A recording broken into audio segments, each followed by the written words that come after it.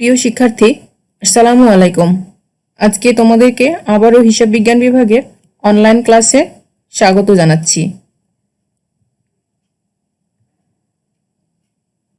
আজকে আমরা অনার্স তৃতীয় বর্ষের হিসাব বিজ্ঞান এবং ফাইন্যান্স অ্যান্ড ব্যাংকিং বিভাগের নিরীক্ষা ও নিশ্চয়তা এই কোর্সের ষষ্ঠ অধ্যায় নিয়ে কথা বলবো। এই অধ্যায়ের আজকে আমরা প্রথম ক্লাস করব।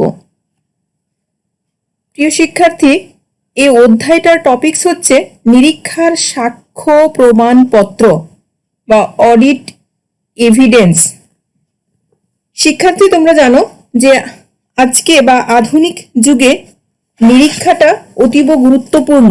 প্রত্যেকটা বিধিবদ্ধ কোম্পানির ক্ষেত্রে নিরীক্ষা ম্যান্ডেটরি বা বাধ্যতামূলক করা হয়েছে। এই নিরীক্ষার ক্ষেত্রে সাক্ষ্য বা প্রমাণপত্র একটা নতুন সংযোজন। অর্থাৎ আমরা জানি যে একটা নিরীক্ষার মূল কাজ হচ্ছে নিরীক্ষা প্রতিবেদন বা অডিট রিপোর্ট তৈরি করা। আর এই অডিট রিপোর্ট প্রস্তুত করার জন্য নির্ভরযোগ্য প্রমাণ অবশ্যই দরকার।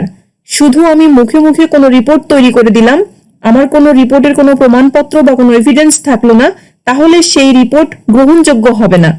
আর সেটাকে গ্রহণযোগ্য করে তোলার জন্য সাক্ষ্য বা প্রমাণ খুব বেশি প্রয়োজন, বা বলা যেতে পারে যে অতীব গুরুত্বপূর্ণ একটা বিষয় হয়ে দাঁড়িয়েছে বর্তমান ক্ষেত্রে নিরীক্ষার সাক্ষ্য প্রমাণপত্র। সাক্ষ্য প্রমাণপত্রের মাধ্যমে নিরীক্ষকগণ কোনো প্রতিষ্ঠান সম্পর্কে তাদের পূর্ণাঙ্গ মতামত নিজে দিয়ে থাকেন এবং অন্যদের জন্য সেই মতামত প্রদান করে থাকেন, যেটাকে আমরা বলি অডিট রিপোর্ট। মূলত অডিট রিপোর্ট কিন্তু একজন নিরীক্ষকের মতামত, আর এই মতামত প্রদান করার জন্য একজন নিরীক্ষককে যে কোনো প্রতিষ্ঠান বা তিনি যে প্রতিষ্ঠানটি নিরীক্ষা করছেন সেই প্রতিষ্ঠানের বিস্তারিত ধারণা পাওয়ার জন্য বা পূর্ণাঙ্গ ধারণা পাওয়ার জন্য তার বিভিন্ন ধরনের সাক্ষ্য এবং প্রমাণপত্রের দরকার হয়। তো চলো শিক্ষার্থী, আমরা দেখি যে নিরীক্ষার সাক্ষ্য ও প্রমাণপত্র এই অধ্যায়ে কি ধরনের টপিকস রয়েছে। আজকে মূলত আমরা কয়েকটি টপিকস নিয়ে আলোচনা করব। আজকের এই আলোচনা শেষে তোমরা নিরীক্ষার সাক্ষ্য এবং প্রমাণপত্র কি সেটা বলতে পারবে, নিরীক্ষা কার্যসূচির ধারণা ব্যাখ্যা করতে পারবে, নিরীক্ষা কার্যসূচি এবং নিরীক্ষা নোট বই এই দুইটার মধ্যে পার্থক্য বর্ণনা করতে পারবে। প্রথম যে টপিকসটা ছিল আমাদের সাক্ষ্য প্রমাণপত্র, দ্যাট মিনস নিরীক্ষার সাক্ষ্য এবং প্রমাণপত্র। আসলে আমরা জানি যে হিসাব বিজ্ঞানের যে রীতি বা নীতিগুলো আছে বা গ্যাপ অনুযায়ী যে রুলস বা রেগুলেশন গুলো আছে সে অনুযায়ী হিসাব সংরক্ষণ করা হয়। কিন্তু হিসাব সংরক্ষণ করার পরও অনেক সময় দেখা যায় যে গুরুত্বপূর্ণ হিসাব সংক্রান্ত যে প্রামাণ্য দলিলপত্রগুলো আছে সেগুলো খুঁজে পাওয়া যায় না। অর্থাৎ একজন অ্যাকাউন্টেন্ট হয়তোবা বিভিন্ন ডকুমেন্টের ভিত্তিতে একটা আর্থিক বিবরণী প্রস্তুত করে ফেলেছেন। প্রথম থেকে তিনি জার্নাল করেছেন, অর্থাৎ রেকর্ড প্রসেস করেছেন, সেগুলোকে ট্রান্সফার করেছে, ট্রায়াল ব্যালেন্স করেছেন এবং ফাইনাল স্টেটমেন্ট বা ফিনান্সিয়াল স্টেটমেন্টও তিনি তৈরি করে ফেলেছেন, বা আর্থিক অবস্থার বিবরণী যেটা উদ্বর্তপত্র বা ব্যালেন্স শিট তৈরি করে ফেলেছেন। কিন্তু দেখা যাচ্ছে যে সেই ব্যালেন্স শিটের সাপোর্টে যে গুরুত্বপূর্ণ দলিলগুলো বা ডকুমেন্টগুলো বা কি বলবো বিল ভাউচার রসিদগুলো রয়েছে সেগুলো অনেক সময় খুঁজে পাওয়া যায় না। কিন্তু নিরীক্ষার ক্ষেত্রে এই প্রমাণপত্রগুলোকে একত্রিত করে মূল্যায়ন করা খুবই জরুরি। অর্থাৎ একজন নিরীক্ষক যদি এই ধরনের বিল রসিদ ভাউচার বা কি বলবো ট্রানজেকশনের এগেইনস্টে কোনো সাপোর্টিং ডকুমেন্ট না দেখেন তাহলে তিনি তার মতামত বা সিদ্ধান্তে পৌঁছাতে পারবেন না। সেই জন্য এই সকল জিনিসগুলোকে একত্রিত করে মূল্যায়িত করা খুবই জরুরি। তাই আমরা বলতে পারি যে নিরীক্ষার সাথে সংশ্লিষ্ট যে সকল দলিলপত্র, অর্থাৎ একজন নিরীক্ষক যে সকল দলিলপত্রের ভিত্তিতে তার মতামত প্রদান করে থাকেন সেই সকল দলিলপত্রগুলোকেই প্রামাণ্য দলিল বলা যেতে পারে বা সাক্ষ্য প্রমাণপত্র বলা যেতে পারে। প্রিয় শিক্ষার্থী, আশা করি তোমরা বুঝতে পেরেছো যে একজন অডিটর তার অডিট রিপোর্ট পূর্ণাঙ্গ করার জন্য বা একটা প্রতিষ্ঠান সম্বন্ধে তার পূর্ণাঙ্গ ধারণা প্রদানের জন্য তিনি যেই সকল ডকুমেন্ট বা দলিলপত্রকে গ্রহণ করে থাকেন সেগুলোকে আমরা বলতে পারি সাক্ষ্য প্রমাণপত্র বা প্রামাণ্য দলিল। অবশ্যই একজন নিরীক্ষককে সেই সকল ডকুমেন্টগুলোকে একটা নির্দিষ্ট মানে নিয়ে যেতে হবে, যাতে তিনি তার নিরীক্ষা মানকে প্রয়োজনীয় জ্ঞান এবং প্রামাণ্য দলিলপত্রটি একত্রিত করার সম্মুখ ধারণা পেতে পারেন। অর্থাৎ আমি এখানে যেটা বলতে চাচ্ছি শিক্ষার্থী, যে একজন নিরীক্ষককে সেই সকল ডকুমেন্টগুলোকে একটা নির্দিষ্ট মানে উন্নীত করতে হবে, যেখান থেকে তিনি অডিট করা প্রতিষ্ঠান সম্পর্কে সম্যক ধারণা লাভ করতে পারেন। না হলে কিন্তু নিরীক্ষার যে প্রকৃত উদ্দেশ্য আছে সেই উদ্দেশ্যটাই ব্যাহত হবে। শিক্ষার্থী দেখো, এখানে যেটা বলা আছে, আর্থিক বিবরণী প্রস্তুতে ব্যবহৃত মৌলিক তথ্যাবলী এবং হিসাব নিকাশ সংক্রান্ত অন্যান্য তথ্যকেই এক কথায় নিরীক্ষার সাক্ষ্য প্রমাণপত্র বলে। অর্থাৎ ফাইন্যান্সিয়াল স্টেটমেন্ট তৈরি করার জন্য যে সকল তথ্যগুলো বা প্রমাণগুলো ইউজ করা হয়, সেই সকল তথ্য এছাড়াও হিসাব নিকাশ করার জন্য অন্যান্য যে সকল তথ্য ব্যবহার করা হয়, সবগুলোকেই একত্রে নিরীক্ষার সাক্ষ্য প্রমাণপত্র বা অডিট এভিডেন্স বলা হয়ে থাকে। এখানে আমরা আরেকটু বিস্তারিত দেখব শিক্ষার্থী। দেখো, আমি যদি রিড আউট করে যাই তাহলে যেটা দেখা যাচ্ছে যে একটি লেনদেন বা তৎসংশ্লিষ্ট বিষয়ের প্রমাণপত্র নিরীক্ষাধীন প্রতিষ্ঠানের আর্থিক বিবরণী। অর্থাৎ একটা লেনদেন বা তৎসংশ্লিষ্ট বিষয়ের প্রমাণপত্র হিসাবে নিরীক্ষাধীন প্রতিষ্ঠানের আর্থিক বিবরণী, উদ্বর্তপত্র, হিসাব পদ্ধতি এবং অন্যান্য সার্বিক বিষয়ের সত্যতা যাচাই ও মতামত প্রদানের ভিত্তি স্বরূপ যে লিখিত এবং অনুমোদিত তথ্য নিরীক্ষক সংগ্রহ করেন তাকে নিরীক্ষা প্রমাণক বা সাক্ষ্য প্রমাণ বলা হয়ে থাকে। অর্থাৎ শিক্ষার্থী, আমি আগে যে কথাটা বললাম যে একজন অ্যাকাউন্টেন্ট তিনি হয়তো রেকর্ড করেছেন, ক্লাসিফাই করেছেন, ট্রায়াল ব্যালেন্স তৈরি করেছেন, ব্যালেন্স শিট তৈরি করেছেন। এখন এইগুলোকে সাপোর্ট করার জন্য যে সকল ডকুমেন্টগুলো রয়েছে সেগুলো অবশ্যই অনুমোদিত। এই সকল ডকুমেন্টগুলোকে নিরীক্ষা প্রমাণক বা নিরীক্ষার সাক্ষ্য প্রমাণ বলা হয়ে থাকে। সেটা হতে পারে যে কোনো ট্রানজেকশনের বিল কিংবা ভাউচার হতে পারে, কোনো রসিদ হতে পারে, কোনো চালানপত্র হতে পারে, কিংবা কোনো পাওনাদারের কাছ থেকে প্রাপ্তি স্বীকারপত্র হতে পারে, ব্যাংক জমাদানের রসিদ হতে পারে, বিভিন্ন ধরনের রসিদ, কোনো সম্পদ ক্রয়ের ভাউচার হতে পারে। এই ধরনের ভাউচারগুলো, অর্থাৎ যে ভাউচারগুলো একটা ট্রানজেকশন বা একটা লেনদেনকে সত্য প্রতিষ্ঠিত করে বা একটা লেনদেনকে সাপোর্ট করে, সেই সকল ভিত্তির দলিলগুলোকে বা ডকুমেন্টগুলোকে আমরা কি বলছি? প্রামাণ্য দলিলপত্র বা নিরীক্ষা প্রমাণক। এখানে একজন রাইটার তার সংজ্ঞা দিয়েছেন, শিক্ষার্থী তোমরা দেখো, পড়ে নিতে পারবে। আলভিন অ্যারেঞ্জের মতে সাক্ষ্য প্রমাণ হলো নিরীক্ষক কর্তৃক নির্ধারিত সীমারেখার মধ্যে প্রয়োজনীয় যে কোনো প্রকার তথ্য। অর্থাৎ নিরীক্ষকের যে একটা নির্ধারিত আওতা বা পরিধি বা সীমারেখা আছে, সেই সীমারেখার মধ্যে তার প্রয়োজনীয় যে কোনো প্রকার তথ্যকেই বলা যেতে পারে নিরীক্ষার সাক্ষ্য প্রমাণপত্র। অর্থাৎ কোম্পানি আইন মোতাবেক নিরীক্ষার যে পরিধি, নিরীক্ষক সেই পরিধির মধ্যে যে কোনো ডকুমেন্টকে সাক্ষ্য প্রমাণ হিসাবে গ্রহণ করতে পারেন। এই হচ্ছে নিরীক্ষার সাক্ষ্য প্রমাণপত্র। আশা করছি শিক্ষার্থী নিরীক্ষার সাক্ষ্য প্রমাণপত্র সহজেই তোমরা বুঝতে পেরেছ। মূল কথা এটাই যে নিরীক্ষা রিপোর্ট তৈরি করার জন্য যে সকল ডকুমেন্ট বা দলিল একজন নিরীক্ষক গ্রহণ করে থাকেন সেগুলোকেই বলা হয়ে থাকে নিরীক্ষার সাক্ষ্য প্রমাণপত্র।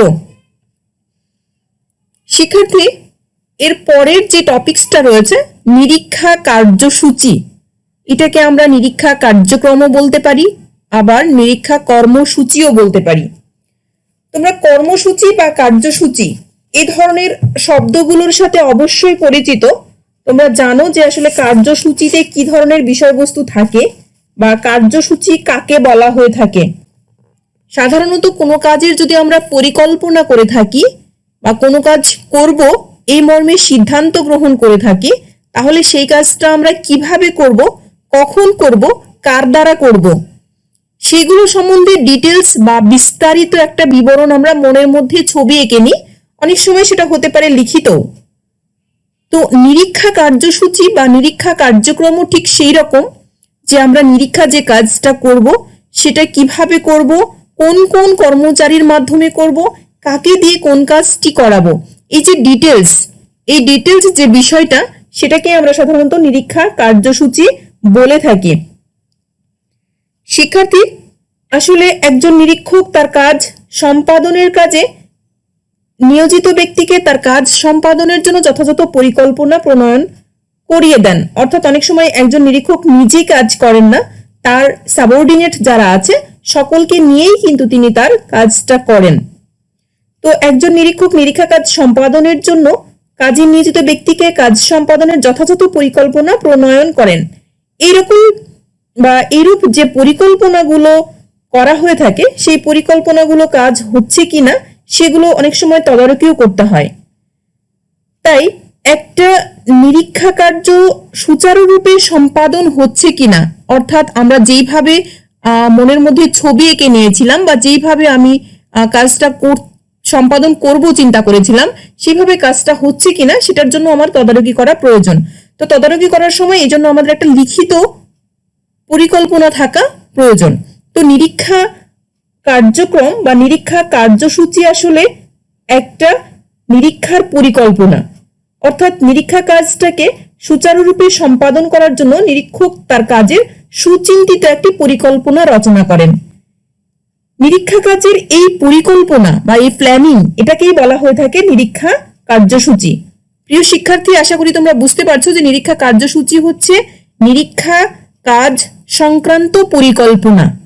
অর্থাৎ আমি নিরীক্ষা কাজটা কিভাবে সম্পাদন করব, কার দ্বারা সম্পাদন করব, কখন সম্পাদন করব, কোথায় সম্পাদন করব, কতদিনে সম্পাদন করব, কিভাবে করব, সেগুলো বিস্তারিত যে বিবরণ, বলা যেতে পারে লিখিত বিবরণ, সেটাই হচ্ছে নিরীক্ষা কার্যসূচি বা নিরীক্ষা কার্যক্রম। এক কথায় যদি আমরা বলি যে নিরীক্ষা কাজ সংক্রান্ত পরিকল্পনাই হচ্ছে নিরীক্ষা কার্যসূচি, নিরীক্ষা কাজ সংক্রান্ত পরিকল্পনাই হচ্ছে নিরীক্ষা কার্যসূচি। বিভিন্ন রাইটারগণ অনেক ভাবে সংজ্ঞা দিয়ে রেখেছেন। আমি তোমাদেরকে এখানে একটা সংজ্ঞা একটু উল্লেখ করব শিক্ষার্থী। B.N. থ্যান্ডন তিনি একটা সংজ্ঞা দিয়েছেন যে নিরীক্ষার আওতা নির্ধারণ এবং ব্যবসায়ী হিসাব রক্ষণ, অভ্যন্তরীণ নিয়ন্ত্রণ ব্যবস্থা সম্পর্কে খোঁজ খবরের পর নিরীক্ষকের প্রয়োজন কার্য সম্পর্কে পরিকল্পনা প্রণয়ন করা। নিরীক্ষা কার্যের এই পরিকল্পনাকে নিরীক্ষা কার্যসূচি বলা হয়ে থাকে। উনার ভাষাতে উনি যেটা বুঝিয়ে দিয়েছেন যে একজন নিরীক্ষক প্রথমেই দেখবেন যে তার নিরীক্ষার আওতা বা পরিধিটা কতটুকু, এবং তিনি ব্যবসায়ী হিসাব রক্ষণ এবং ওই যে প্রতিষ্ঠানে তিনি নিরীক্ষা কার্য সম্পাদন করবেন সেই প্রতিষ্ঠানের অভ্যন্তরীণ নিয়ন্ত্রণ ব্যবস্থা কতটা শক্তিশালী কিংবা কতটা দুর্বল, অর্থাৎ কতটা কাজ অভ্যন্তরীণ নিয়ন্ত্রণ ব্যবস্থা দ্বারা করা সম্ভব, এ বিষয়ে খোঁজ খবর নেওয়ার পরে নিরীক্ষক তার প্রয়োজনীয় কার্যটা কিভাবে সম্পাদন করবেন সে সম্পর্কে বিস্তারিত একটা পরিকল্পনা প্রণয়ন করেন। আর নিরীক্ষা কার্যের এই যে পরিকল্পনা, এই পরিকল্পনাকে বলা হচ্ছে নিরীক্ষা কার্যসূচি। শিক্ষার্থী, তাহলে আমরা এক কথায় যেটা বলতে পারি যে নিরীক্ষা কাজে নিযুক্ত যে কর্মচারীগণ তারা কে হবেন, কে কি কাজ করবেন, কোন সময়ে কাজ করবেন, বা আর্থিক বিবরণীতে প্রতিটি লেনদেন কি পদ্ধতিতে যাচাই করা হবে, এই সম্পর্কে বিজ্ঞানসম্মত লিখিত যে বিবরণী বা লিখিত যে পরিকল্পনা সেটাই হচ্ছে নিরীক্ষা কার্যসূচি। আই রিপিট প্রিয় শিক্ষার্থী, একজন নিরীক্ষক তার কাজটা সুচারুরূপে সম্পাদনের জন্য যে সকল লিখিত পরিকল্পনা প্রণয়ন করে থাকেন তাকে নিরীক্ষা কার্যসূচি বলা হয়ে থাকে। এই পরিকল্পনার মধ্যে নিরীক্ষক নিজে কিভাবে কাজ করবেন, কোন কর্মচারীদের দ্বারা কাজ করিয়ে নেবেন, কখন কাজ করবেন, কিভাবে তিনি ট্রানজেকশনগুলোর যাচাই করবেন, ট্রানজেকশনগুলো সঠিক কিনা এগুলো কিভাবে যাচাই করবেন, কার দ্বারা যাচাই করবেন, কোন কর্মচারীকে কি কাজ দিবেন, সবকিছুর ডিটেলস লিখিত একটা বিবরণ, যেটাকে আমরা বলছি নিরীক্ষা কার্যসূচি বা নিরীক্ষা কার্যক্রম কিংবা নিরীক্ষা কর্মসূচি, যাই বলো না কেন। তো শিক্ষার্থী, আশা করি তোমরা নিরীক্ষা কার্যসূচি কি এ সম্পর্কে ভালোই বুঝতে পেরেছো। আমরা নেক্সট যে টপিকস রয়েছে নিরীক্ষা কার্যসূচির যে সংজ্ঞা আমরা দেখলাম, এখান থেকে আমরা চলে যাব নিরীক্ষা কার্যসূচির বৈশিষ্ট্যে।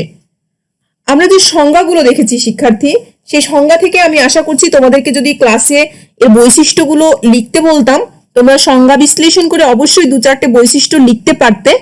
তো আমাদের এইখানে সেই সুযোগ নেই। তারপরেও তোমরা যদি একটু চিন্তা করো যে নিরীক্ষা কার্যসূচির আমরা যে সংজ্ঞা দেখলাম সেখান থেকে কি কি ধরনের বৈশিষ্ট্য আসতে পারে। প্রথম যে বৈশিষ্ট্য শিক্ষার্থী দেখো, বিস্তারিত বিবরণ। দ্বিতীয় বৈশিষ্ট্য পথ নির্দেশ। তৃতীয় বৈশিষ্ট্য উদ্দেশ্যমুখী। চতুর্থ যেটা বলা হচ্ছে কাজের বন্টন। পঞ্চম যেটা বলা হচ্ছে বস্তুগত ধারণা। প্রিয় শিক্ষার্থী, আমরা এগুলো ডিটেলস এখানে আলোচনা করব। আমি তোমাদের বোঝার সুবিধার্থে অ্যাকচুয়ালি আমাদের যে সিচুয়েশন যাচ্ছে এখন, আমাদের কাছে অনেকের কাছে হয়তো ওইভাবে বই নেই, আমরা গ্রামের বাসায় চলে গেছি কিংবা বই কালেকশন করা হয়নি, এজন্য আমি ডিটেলস তোমাদের এখানে লিখেও দিয়েছি যাতে তোমাদের সুবিধা হয়। তোমরা শুধুমাত্র এই ভিডিওটি দেখেই পুরা ক্লাসটা সম্পর্কে একটা ধারণা পেতে পারো এবং প্রয়োজনে এখান থেকে তোমরা ডিটেলস পড়েও নিতে পারো। এজন্যই আমি তোমাদের জন্য এই পয়েন্টগুলো বিস্তারিত লেখার চেষ্টা করেছি। আশা করছি তোমরা উপকৃত হবে। তো প্রথম যে টপিকসটা আমাদের ছিল বিস্তারিত বিবরণ। প্রিয় শিক্ষার্থী, আমরা যেটা বলেছি নিরীক্ষা কার্যসূচি হচ্ছে একটা রোডম্যাপ বা একটা পরিকল্পনা যেখানে একজন নিরীক্ষক তার কাজের ডিটেলস বর্ণনা করে থাকেন। তো সেক্ষেত্রে আমরা একটা বৈশিষ্ট্য এটা বলতেই পারি যে বিস্তারিত বিবরণ। অর্থাৎ একটা পরিকল্পনাতে বিস্তারিত বিবরণ বলতে তিনি তার সামগ্রিক যে কাজটা রয়েছেন, অর্থাৎ একটা অডিট রিপোর্ট প্রণয়ন করার জন্য সামগ্রিক যে কাজ রয়েছে সেই সম্পূর্ণ কাজটা তিনি কিভাবে সম্পাদন করবেন, কাকে দ্বারা করিয়ে নেবেন, কখন করে নেবেন, কিভাবে করে নেবেন, তিনি যাচাই করবেন কিভাবে, তদারকি করবেন কিভাবে, এই সম্পূর্ণ বিবরণ হচ্ছে নিরীক্ষা কার্যসূচি। সুতরাং আমরা একটা বৈশিষ্ট্য বলতেই পারি যে বিস্তারিত বিবরণ। দ্বিতীয় যে বৈশিষ্ট্য বলা হচ্ছে সেটা হচ্ছে পথ নির্দেশ। প্রিয় শিক্ষার্থী, পথ নির্দেশ অর্থাৎ পথ নির্দেশনা, এটা কাদের জন্য? এই কাজটা সম্পাদন করবে মেইনলি কারা? একজন অডিটর তিনি নিজে তো সম্পূর্ণ কাজ সম্পাদন করতে পারবেন না, অবভিয়াসলি তিনি তার অ্যাসিস্ট্যান্ট বা সাবঅর্ডিনেটের দ্বারাও অনেক কাজ করিয়ে নেবেন। তো সবসময় কিন্তু একজন অ্যাসিস্ট্যান্ট বা সাবঅর্ডিনেটকে গাইড করা সম্ভব হয় না। একজন বস বা একজন ঊর্ধ্বতন কর্তৃপক্ষের পক্ষে একজন ঊর্ধ্বতন কর্তৃপক্ষ শুধুমাত্র একটা নির্দেশনা দিয়ে দিতে পারেন বা একটা গাইডলাইন দিয়ে দিতে পারেন, কিন্তু সেই গাইডলাইনটা যদি মৌখিক হয় অনেক সময় কিন্তু অ্যাসিস্ট্যান্ট বা সাবঅর্ডিনেট যারা আছে তারা ভুলে যেতে পারেন।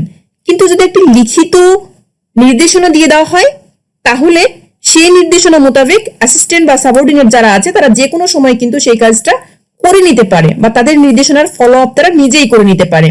সেই জন্য আমরা বলছি যে নিরীক্ষা কার্যসূচি কিন্তু একটা পথ নির্দেশনা। কাদের জন্য? অ্যাসিস্ট্যান্ট বা সহকারী বা সাবঅর্ডিনেটদের জন্য। এই যে দেখো শিক্ষার্থী, এখানে আমি ডিটেলস লিখে দিয়েছি সহকারীরা কিভাবে কাজ করবে। নিরীক্ষা কার্যসূচিতে তার নির্দেশনা দেওয়া থাকে, অর্থাৎ এটি নিরীক্ষা সহকারীদের কাজের গাইড হিসাবে কাজ করে। নেক্সট যেটা বলা হচ্ছে উদ্দেশ্যমুখী। আমরা যে কোনো পরিকল্পনা তৈরি করি না কেন প্রথমেই আমাদের চিন্তা করতে হয় যে আমি কি উদ্দেশ্যে পরিকল্পনাটা করছি, অর্থাৎ আমি কি উদ্দেশ্যে কাজটা করব।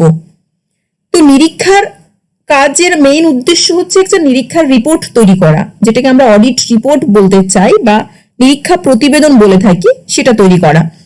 তো নিরীক্ষা কার্যসূচি যে কোনো সমস্যার ক্ষেত্রে উদ্দেশ্যমুখী ধারণা প্রয়োগ করে, অর্থাৎ যদি কোনো প্রবলেম ফেস করা হয় তাহলে আমরা নিরীক্ষা কার্যসূচি থেকে সেই প্রবলেমের সমাধান বা আমাদের আসলে মেইন উদ্দেশ্য কি, আমরা কোথায় যেতে চাই, সেটা কিন্তু আমাদের নিরীক্ষা কার্যসূচিটা বলে দেয়। তখন কিন্তু আমরা সেই সমস্যাটার সহজেই সমাধান পেয়ে যাই।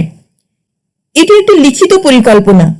আমি অবশ্যই বলেছি শিক্ষার্থী যে নিরীক্ষা কার্যসূচি লিখিত হওয়াই বাঞ্ছনীয়, বা যে কোনো পরিকল্পনার ক্ষেত্রে আমি বলবো যে কোনো পরিকল্পনা লিখিত হওয়া বাঞ্ছনীয়। অনেক সময় মৌখিক পরিকল্পনা হতে পারে, কিন্তু সেটা ছোটখাটো বিষয়ের জন্য মৌখিক পরিকল্পনা হলে ঠিক আছে, কিন্তু যে কোনো উদ্দেশ্যমুখী বা বড় বিষয় বা যদি আমরা উদ্দেশ্যকে ফুলফিল করতে চাই, আমরা আমাদের লক্ষ্যে পৌঁছাতে চাই, তাহলে অবশ্যই আমাদেরকে পরিকল্পনাটা লিখিত হওয়া বাঞ্ছনীয়।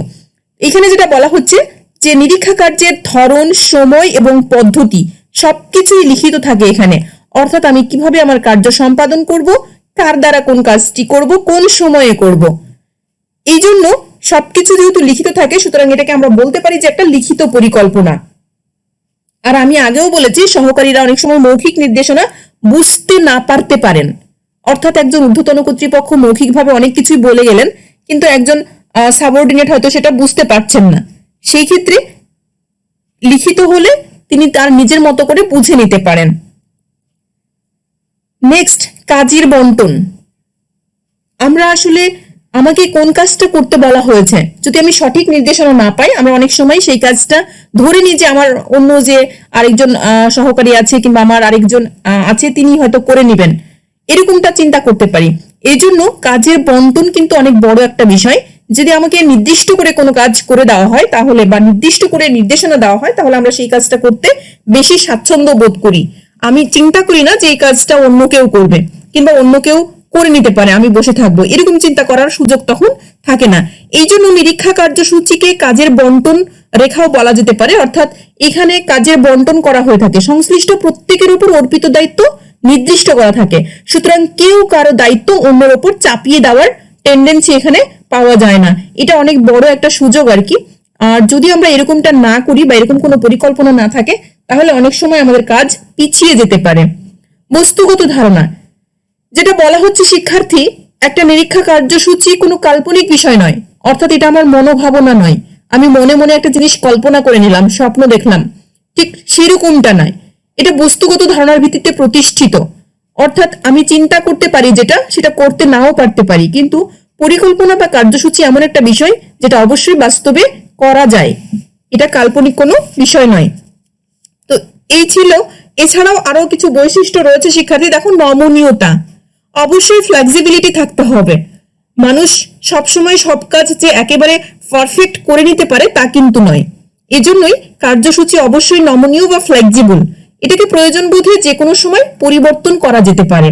প্রকারভেদ, আমি একটা পরিকল্পনা করে নিলাম কিন্তু আমি প্রত্যেকটা প্রতিষ্ঠানের ক্ষেত্রে সেই পরিকল্পনাই অ্যাপ্লাই করব, এরকমটা না। আমি দেখব যে যেই প্রতিষ্ঠানটা আমি কাজ করছি সেই প্রতিষ্ঠানের প্রকৃতি কিরকম, সেই প্রতিষ্ঠানের পরিধি কিরকম বা উদ্দেশ্যই কিরকম, তার উপর ভিত্তি করে নিরীক্ষা কার্যসূচি ভিন্ন ধরনের হতে পারে। তাহলে আমরা পরিশেষে যেটা বলতে পারি যে নিরীক্ষা কার্যসূচি নিরীক্ষা কাজের একটি সুচিন্তিত লিখিত পরিকল্পনা। নিরীক্ষা কাজ শুরু করার পর প্রধান নিরীক্ষক এটি রচনা করে থাকেন। প্রিয় শিক্ষার্থী, আমরা যেটা বুঝলাম যে নিরীক্ষা কার্যসূচি একটি লিখিত পরিকল্পনা বা নিরীক্ষা কাজের একটি রোডম্যাপ কিংবা গাইডলাইন, যেটা তৈরি করেন কে? প্রধান নিরীক্ষক। কাদের জন্য তৈরি করেন? নিজের জন্য প্লাস তার সহকারীদের জন্য, যারা তার হয়ে কাজ করবেন। সুতরাং আমরা বুঝতেই পারছি নিরীক্ষা কার্যসূচি কি। এবার শিক্ষার্থী আমরা যেটা দেখব যে নিরীক্ষা কার্যসূচির বৈশিষ্ট্যগুলো তো আমরা দেখলাম যে নিরীক্ষা কার্যসূচি কি ধরনের বৈশিষ্ট্য রয়েছে। এখন নিরীক্ষা কার্যসূচির বিষয়বস্তু বা উপাদানগুলো আমরা দেখব। অর্থাৎ এখানে কি ধরনের এলিমেন্ট গুলো থাকে। সাধারণত আমরা একটু আগে দেখলাম যে নিরীক্ষা কার্যসূচির প্রকারভেদ দেখলাম, একটা বৈশিষ্ট্য। সেই বৈশিষ্ট্য কি বলা ছিল শিক্ষার্থী, মনে আছে তোমাদের? একটু চিন্তা করে দেখো, সেখানে বলা ছিল যে প্রতিষ্ঠানের প্রকৃতি, পরিধি বা প্রতিষ্ঠানের উদ্দেশ্য, সেটার উপর ডিপেন্ড করে একটা নিরীক্ষা কার্যসূচি প্রণয়ন করা হয়। ঠিক তাই নিরীক্ষাধীন প্রতিষ্ঠানের প্রকৃতি, পরিধির ভিত্তিতে নিরীক্ষা কার্যসূচি প্রণয়ন করা হয়। সুতরাং আমরা বলতেই পারি যে ভিন্ন ভিন্ন প্রতিষ্ঠানের জন্য ভিন্ন ভিন্ন ধরনের নিরীক্ষা কার্যসূচি প্রণয়ন করা হয়। তবে সকল প্রকার কার্যসূচিতে সাধারণভাবে কিছু বিষয় কমন থাকে। অর্থাৎ আমরা বলেছি যে প্রতিষ্ঠান ভেদে নিরীক্ষা কার্যসূচি ভিন্ন হয়, কিন্তু সকল কার্যসূচিতেই কিছু কমন বিষয় বা কমন এলিমেন্ট বা কমন বিষয়বস্তু থাকে, যেগুলো আমরা একটু দেখব। প্রথমে যেটা আছে গতানুগতিক পরীক্ষা বা নিয়ম মাফিক পরীক্ষা, সাধারণ কাজ, চূড়ান্ত হিসাব পরীক্ষা, প্রাথমিক কাজ এবং লেনদেনের সত্যতা যাচাই। শিক্ষার্থী চলো এগুলোকে আমরা একটু ডিটেলসে বিশ্লেষণ করি, আসলে এগুলোর মধ্যে কি আছে। প্রথমে যেটা আছে নিয়ম মাফিক পরীক্ষা। নিয়ম মাফিক পরীক্ষা অর্থাৎ শিক্ষার্থী, আমরা as a student of accounting বা as a student of business faculty আমরা জানি যে একটা প্রতিষ্ঠান তার ট্রানজেকশন গুলোকে প্রথমেই তার প্রাথমিক হিসাবের বই যেটা আছে, অর্থাৎ যেটা জার্নাল আছে, রেকর্ড প্রসেস যেখানে হয়, সেখানে কিন্তু রেকর্ড করে বা এন্ট্রি দিয়ে থাকে। তোমরা জানো যে সেখানে এন্ট্রি দেওয়ার পর তারপর সেগুলোকে ট্রায়াল ব্যালেন্স সেগুলোকে লেজারে পোস্টিং দেওয়া হয় এবং জের নির্ণয় পরীক্ষা করা হয়, ট্রায়াল ব্যালেন্স করা হয় এবং সেগুলো পরে ফাইনাল স্টেটমেন্ট বা ফাইন্যান্সিয়াল স্টেটমেন্ট তৈরি করা হয়। তো যে কোনো নিরীক্ষা কার্য করার জন্য একজন নিরীক্ষককে কিন্তু নিয়ম মাফিক কিছু পরীক্ষা বা রুটিন চেক আপ কিছু করাই লাগবে, যেটাকে আমরা বলি যে একেবারেই মেইন কাজ বা মূল কাজ রুটিন চেক আপ, যেগুলো না করলেই সম্ভব না একটা নিরীক্ষা কাজ করা। অর্থাৎ হিসাবের যে প্রাথমিক বই আছে, যেটাকে আমরা জার্নাল বলে থাকি, বা হিসাবের প্রাথমিক বইয়ের যে সমষ্টি, তারপর আমরা খতিয়ানে স্থানান্তর ঠিকভাবে করেছি কিনা, সকল গুলোকে স্থানান্তর করেছি কিনা, আমরা খতিয়ানের ব্যালেন্স বা জের ঠিকভাবে টেনেছি কিনা, রেওয়া মিলে সেগুলোকে ঠিকভাবে স্থানান্তর করেছি কিনা, এই সকল যে সাধারণ কার্যাবলীগুলো রয়েছে এগুলোকে আমরা বলি নিয়ম মাফিক পরীক্ষা বা রুটিন চেক আপ বা কি বলবো স্বাভাবিক কার্যক্রম। একেবারেই একটা অডিট রিপোর্ট প্রণয়নের জন্য মূল কাজ কিন্তু এটাই, তাকে করতেই হবে এই কাজ।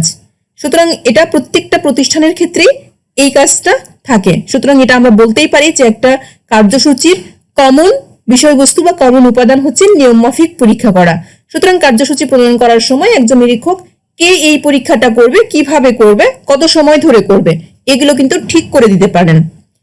তারপরে যেটা আসে সাধারণ কাজ।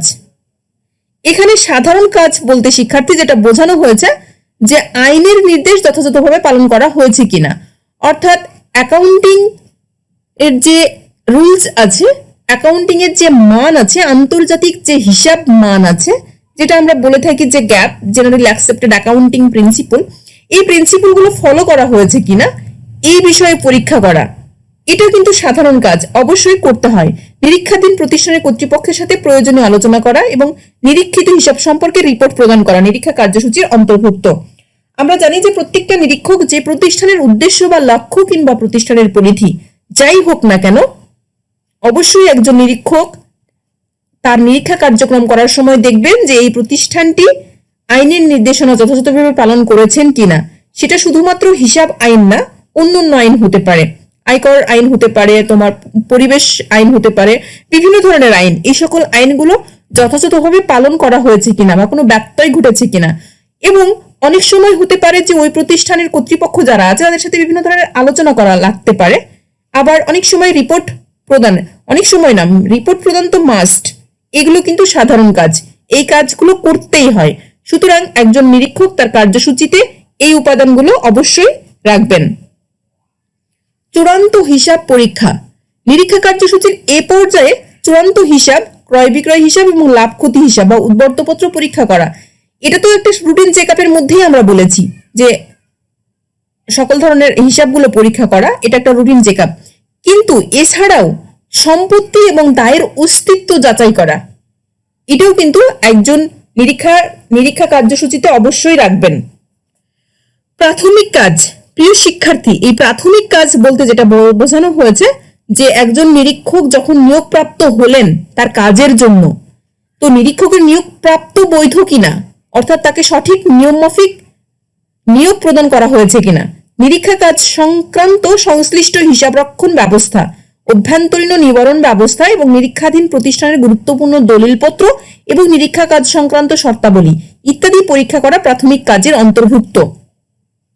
প্রিয় শিক্ষার্থী, একজন নিরীক্ষক কার্যসূচি প্রণয়ন করার পূর্বেই তিনি দেখে নেবেন, অর্থাৎ আমাকে একটা কাজ দিয়ে দেওয়া হয়েছে, সেই কাজ করব বলে আমি মনস্থির করেছি, কিন্তু আমাকে যে কাজটা দেওয়া হয়েছে সেই কাজটা সঠিক নিয়মে দেওয়া হয়েছে কিনা সেটাই আমি জানি না। তাহলে তো আমি আগেই জানি না যে আমাকে কাজটা সঠিকভাবে করার জন্য সুপারিশ করা হয়েছে কিনা। তার আগেই যদি আমি কাজ করার জন্য পরিকল্পনা প্রণয়ন করে ফেলি তাহলে কিরকম হলো। এই জন্যই একজন নিরীক্ষকের প্রথম এবং প্রধান কর্তব্য তার কার্যসূচি প্রণয়ন করার আগে যে তার নিয়োগপত্রটি বৈধ কিনা, কিংবা তিনি যে নিরীক্ষা সংক্রান্ত কাজ বা হিসাব রক্ষণ ব্যবস্থা এবং যে প্রতিষ্ঠানে নিরীক্ষা কাজ করবেন তার অভ্যন্তরীণ ব্যবস্থা এবং যে গুরুত্বপূর্ণ দলিল, এইগুলো বা বিভিন্ন ধরনের শর্তাবলী বা বিভিন্ন কন্ডিশন, এইগুলো তার পরীক্ষা করা একজন নিরীক্ষকের প্রাথমিক কাজের অন্তর্ভুক্ত হয়ে থাকে।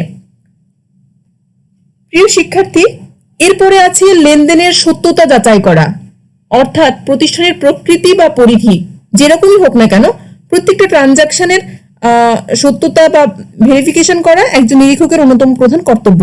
সুতরাং আমরা বলতেই পারি নিরীক্ষা কার্যসূচির অন্যতম একটা উপাদান এটা হতে পারে। প্রামাণ্য দলিল, যেটা আমরা বলেছি সাক্ষ্য ও প্রমাণপত্র, একটু আগে আমরা যে টপিকসটা পড়েছি শিক্ষার্থী, অডিট এভিডেন্স, এর সাহায্যে লেনদেনগুলো কতটা সঠিক তা নির্ণয় করাকে লেনদেনের সত্যতা যাচাইকরণ বলে।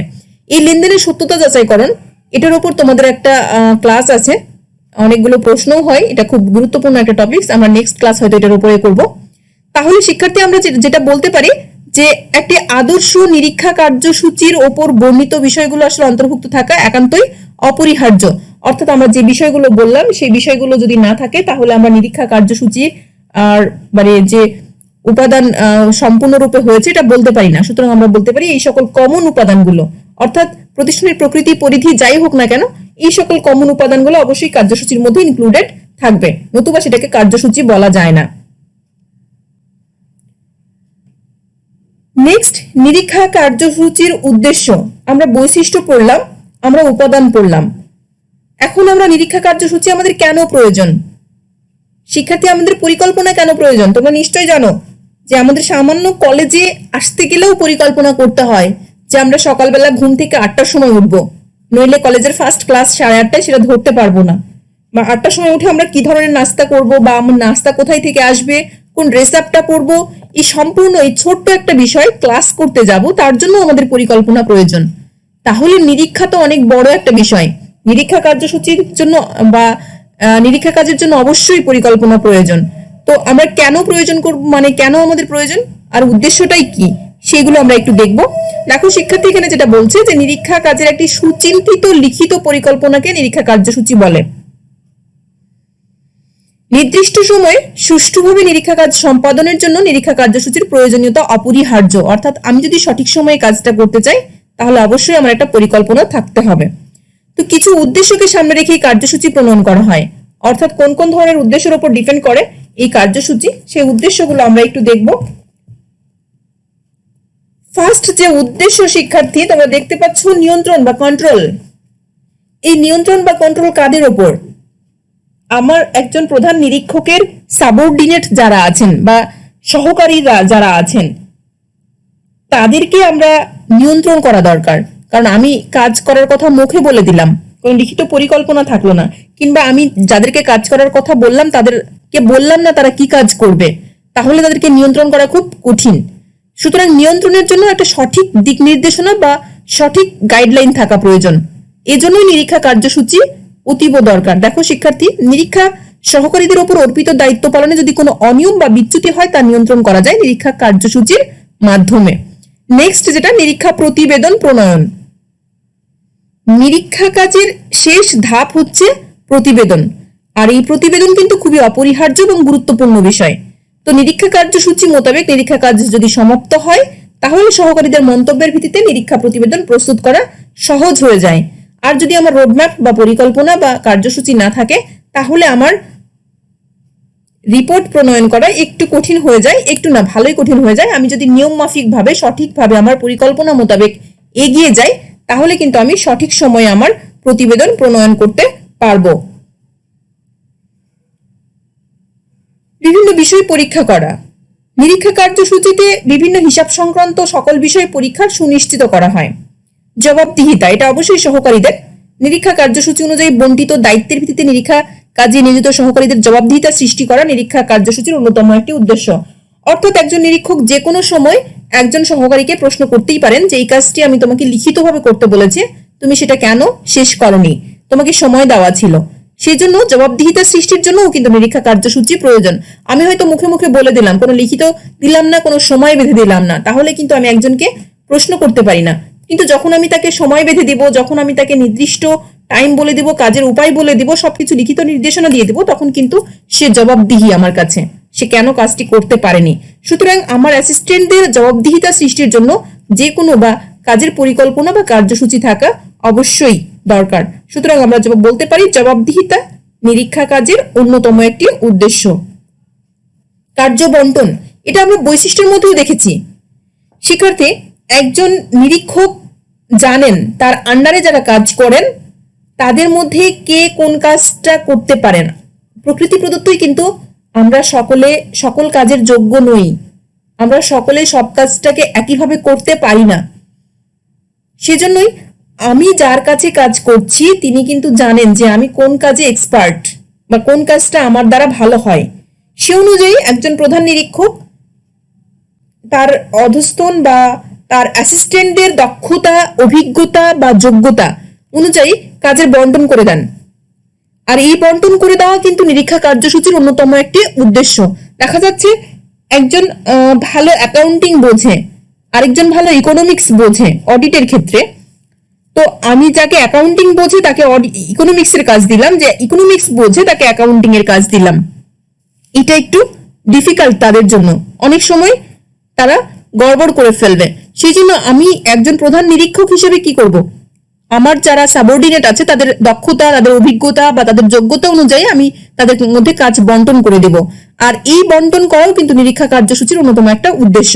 প্রামাণ্য দলিল নিরীক্ষা কার্যসূচির একটি লিখিত পরিকল্পনা। আমরা জানি যে নিরীক্ষা কার্যসূচি একটি লিখিত পরিকল্পনা, এটি যত্ন সহকারে সংরক্ষণ করা হয়। ভবিষ্যতে নিরীক্ষকদের বিরুদ্ধে কর্তব্য অবহেলাজনিত জটিলতা নিরসনের জন্য প্রামাণ্য দলিল হিসেবে উপস্থাপন করা হয়। সবচেয়ে বড় বিষয় শিক্ষার্থী, অর্থাৎ একজন নিরীক্ষককে কর্তব্য অবহেলাজনিত বিভিন্ন জটিলতার জন্য যদি তিনি দায়ী হয়ে যান, তাহলে সেই দায়ের মেটানোর জন্য বা সেই সময় তিনি এটাকে ডকুমেন্ট বা দলিল বা প্রমাণপত্র হিসেবে উপস্থাপন করতে পারেন, যে আমি এই কাজটা উনাকে করতে বলেছিলাম, এই কাজটা উনি করেছেন, বা এই কাজটা আমি এইভাবে করতে বলেছিলাম, এইভাবেই করা হয়েছে। এই যে বিষয়গুলো সম্পূর্ণ ডিটেলস এখানে লেখা থাকে, সুতরাং এটা অনেক সময় দলিল হিসাবে অ্যাকসেপ্টেবল হয়ে যায়। তদারকি সবচেয়ে বড় ব্যাপার, যেটাকে আমরা কন্ট্রোল বললাম আর কি, প্রথম যেটা বললাম, অর্থাৎ আমরা ফার্স্টে কন্ট্রোল বলেছি, ঠিক সেরকমই আর কি সুপারভিশন, অর্থাৎ নিরীক্ষা সহকারীদের কাজের সার্বক্ষণিক তদারকি সহজতর করা যায় নিরীক্ষা কার্যসূচির মানে উল্লেখযোগ্য একটা উদ্দেশ্য, বা নিরীক্ষা কার্যসূচির মাধ্যমে তদারকিটা খুব সহজ হয়। সুতরাং পরিশেষে আমরা যেটা বলতে পারি যে নিরীক্ষা কার্যসূচির অনেক উদ্দেশ্য সাধিত হয়। এটি নিরীক্ষা কাজের বাস্তব নির্দেশিকা। আমরা বলেছিলাম বৈশিষ্ট্যের মধ্যে এটা কাল্পনিক নয়, এটা বস্তুগত বা বাস্তব এবং একটি অপরিহার্য বিষয়। তাই বাস্তবে নিরীক্ষা কাজ শুরু করার আগে নিরীক্ষকগণ নিরীক্ষা কার্যসূচি প্রণয়ন করে থাকেন, যাতে তাদের নিরীক্ষা কাজ সহজ এবং অল্প সময়ের মধ্যে সম্পাদন হয়। প্রিয় শিক্ষার্থী, নিরীক্ষা কাজের সুবিধা, আমরা যে উদ্দেশ্যগুলো দেখলাম ঠিক একই রকম সুবিধা এখানে বলছে। কাজের ধারাবাহিকতা থাকে, কাজের অগ্রগতি সম্পর্কে যে কোনো সময় অবহিত হওয়া যায়, তারপর কাজ নিয়ন্ত্রণ করা যায়, কাজের পরিধি নিরূপণে সহায়তা করে। এই ধরনের সুবিধাগুলো রয়েছে নিরীক্ষা কার্যসূচির। আমরা উদ্দেশ্য যদি জানি, বৈশিষ্ট্য জানি, তাহলে আমরা সুবিধা অবশ্যই লিখতে পারবো। শিক্ষার্থী, আমরা এরপরে যে টপিকসটা পড়বো সেটা হচ্ছে নিরীক্ষা কার্যসূচি এবং নিরীক্ষা নোট বইয়ের মধ্যে পার্থক্য, অর্থাৎ কোনটা নিরীক্ষা কার্যসূচি আর কোনটা নিরীক্ষা নোট বই, আর এই দুটোর মধ্যে কি ধরনের পার্থক্য রয়েছে। এই পার্থক্যে যাওয়ার আগে আমি তোমাদের কাছে নিরীক্ষা নোট বই সম্বন্ধে একটু বলে নিব, যে নিরীক্ষা নোট বই বা অডিট নোটবুক কি। আমরা নিরীক্ষা কার্যসূচি তো ডিটেলসে দেখলাম, নিরীক্ষা নোট বই যেটা বলছে যে নিরীক্ষা কার্য পরিচালনার সময়, অর্থাৎ একটা নিরীক্ষা কাজ যখন সম্পাদিত হচ্ছে, আমরা একটু আগে বলেছি নিরীক্ষা কার্যসূচি নিরীক্ষা কার্যক্রম প্রণয়ন করার আগেই তৈরি করা হয়, অর্থাৎ নিরীক্ষা কার্যক্রম আমরা যখন করব তার আগেই নিরীক্ষা কার্যসূচি প্রণয়ন করা হয়। কিন্তু নিরীক্ষা নোট বই নিরীক্ষা কার্য পরিচালনার সময় যে সকল ভুল ত্রুটি বা গরমিল কিংবা গুরুত্বপূর্ণ যে কোনো বিষয়, এই বিষয়গুলো লিপিবদ্ধ করার জন্য একটা বাঁধানো খাতা ব্যবহার করা হয়। শিক্ষার্থী লক্ষ্য রাখো, নিরীক্ষা কাজ সম্পাদন করার সময় নিরীক্ষার বিভিন্ন ধরনের ত্রুটি বিচ্যুতি, গরমিল, হিসাবের গরমিল কিংবা বিভিন্ন ধরনের তথ্য সম্পর্কে জানার জন্য একটা বাঁধানো খাতা রাখা হয়। এই বাঁধানো খাতা ব্যবহার করা হয়, যে কারণে বলি নিরীক্ষার নোট বই। অন্যভাবে যদি আমরা বলি যে নিরীক্ষার সময় উদ্ভূত জটিলতা, উদ্ঘাটিত ভুল বা জালিয়াতি কিংবা নিরীক্ষাধীন প্রতিষ্ঠানের কাছে জ্ঞাতব্য বা তার পরিপ্রেক্ষিতে প্রাপ্ত তথ্য ব্যাখ্যা বা সার্বক্ষণিক নিরীক্ষক তার অধীনস্থ কর্মচারী যে স্থায়ী বই লিখে রাখেন তাদেরকে নিরীক্ষা নোট বই বলা হয়। শিক্ষার্থী, আমরা যদি কাজ করি, কাজ করতে গিয়ে অনেক বিষয় আমাদের কাছে খটকা লাগে, অর্থাৎ এই বিষয়টা আমরা ঠিক বুঝতে পারছি না, বিষয়টার কোনো ঝামেলা আছে কিংবা বিষয়টার মধ্যে জটিলতা রয়েছে, কিংবা আমাদের মনেই হতে পারে যে এই বিষয়টার মধ্যে জালিয়াতি রয়েছে কিংবা এই বিষয়টা ভুল হয়েছে। আমরা যখন কাজ করি তখন সেটা ধরতে পারি, কিন্তু পরবর্তীতে যদি ওটা আমরা লিখে না রাখি তাহলে কিন্তু ভুলে যাব। অর্থাৎ আমরা যে কোথায় গরমিলটা দেখেছিলাম, তাহলে কি করবো, আমরা কি আবার প্রথম থেকে গরমিল খোঁজার জন্য খুঁজে বেড়াবো? ঠিক তা না।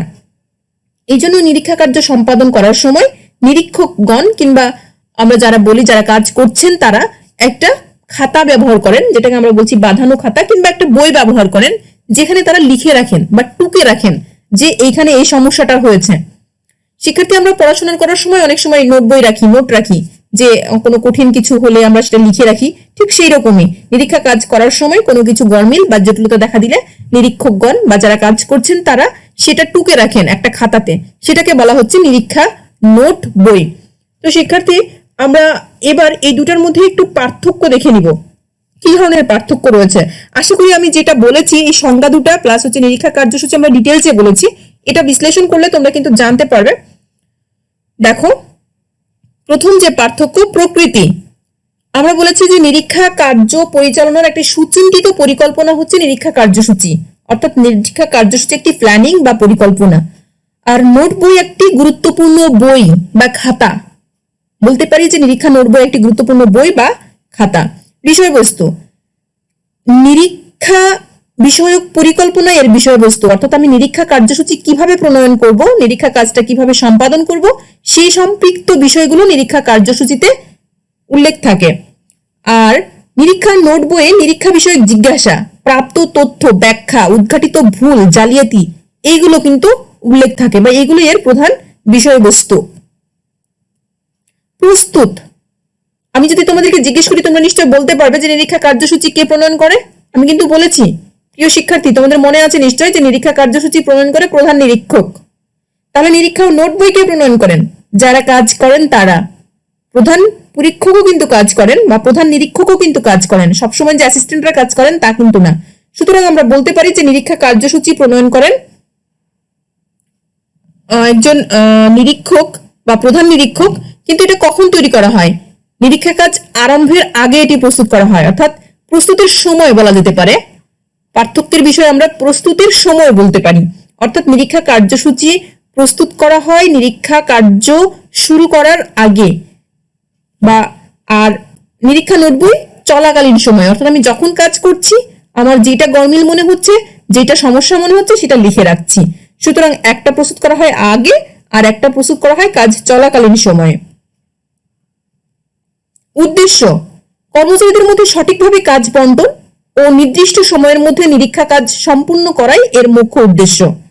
নোট বইয়ের উদ্দেশ্য কি? নিরীক্ষা কাজের গুরুত্বপূর্ণ বিষয় ও তথ্যাদি লিপিবদ্ধ করা ও সংরক্ষণ করাই কিন্তু এর উদ্দেশ্য। লাভ ক্ষতির ধারণা, এর মাধ্যমে নিরীক্ষাধীন প্রতিষ্ঠানের লাভ ক্ষতি ধারণা পাওয়া যেতে পারে। একটা নিরীক্ষা কার্যসূচি বা পরিকল্পনা দ্বারা লাভ ক্ষতির ধারণা পাওয়া যেতে পারে, অনুমান করা যেতে পারে। আর নিরীক্ষা নোট বই থেকে কিন্তু লাভ ক্ষতি জানা যায়, একেবারে বাস্তবিক জানা যায়, যেহেতু এটা কাজ চলাকালীন সময়ে তৈরি করা হয়।